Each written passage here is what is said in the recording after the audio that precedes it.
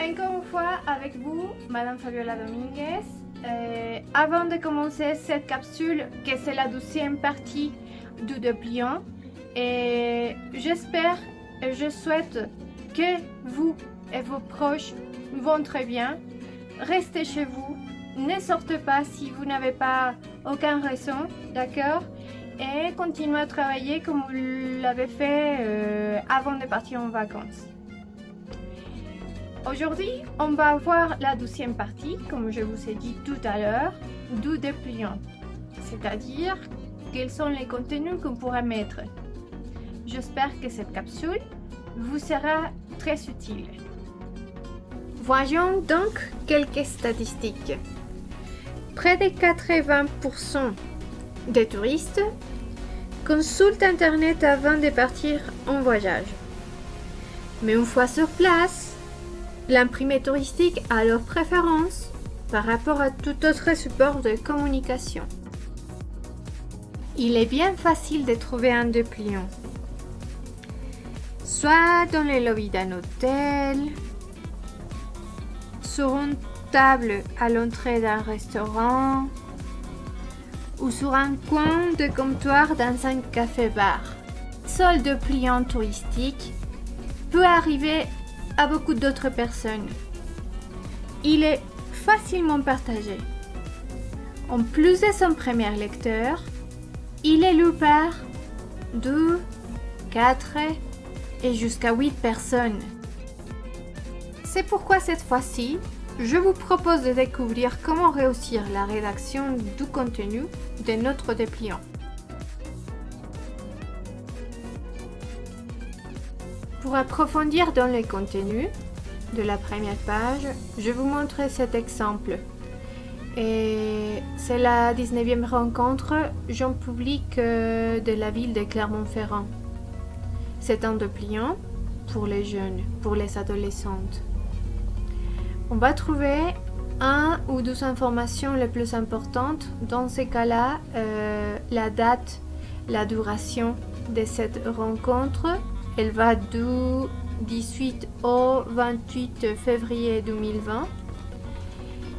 On va aussi trouver le logo de l'entreprise ou la personne qui fait la promotion. On trouve les titres, en grand avec des belles lettres. Et bien sûr un visuel qui va attirer l'attention de personnes.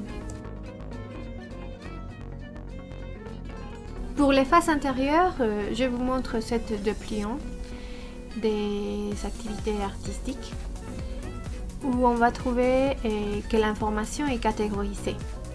Art plastique, musique, théâtre. De cette façon, les informations sont faciles à retenir et assimiler. Et il faut aussi tenir en compte qu'il faut alterner les textes et les images. Les textes, en parlant des phrases, doivent être concis et la partie visuelle doit être claire. Attention les élèves, pour que votre dépliant soit bien fait, je vous donne quelques conseils. Il faut donner la même importance à l'écrit qu'aux images.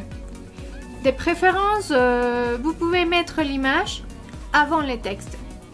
Et les phrases doivent être parfaitement rédigées. Attention à l'orthographe.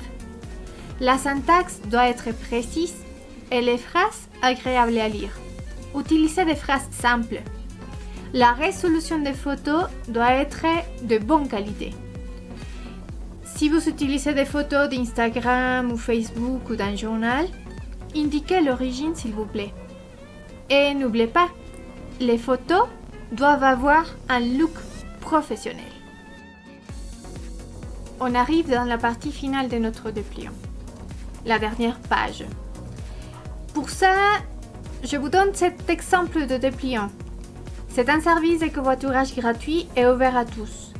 Dans la dernière page, on va trouver les coordonnées, c'est-à-dire les informations pour pouvoir contacter à la personne.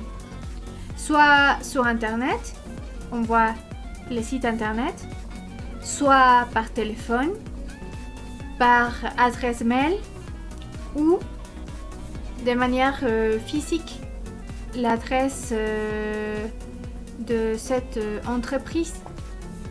Et aussi, à la fin, on va trouver dans ces cas-là les partenaires. Sinon, on aura pu trouver le logo de covoiturage. Voilà tout ce qu'on va mettre sur notre dépliant.